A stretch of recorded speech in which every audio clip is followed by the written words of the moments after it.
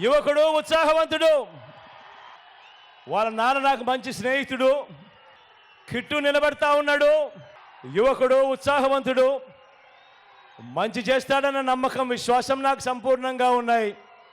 మీ చల్లని దీవెనలు, ఆశీస్సులు కిట్టుపై ఉంచవలసిందిగా సవినయంగా ప్రార్థిస్తా ఉన్నాను.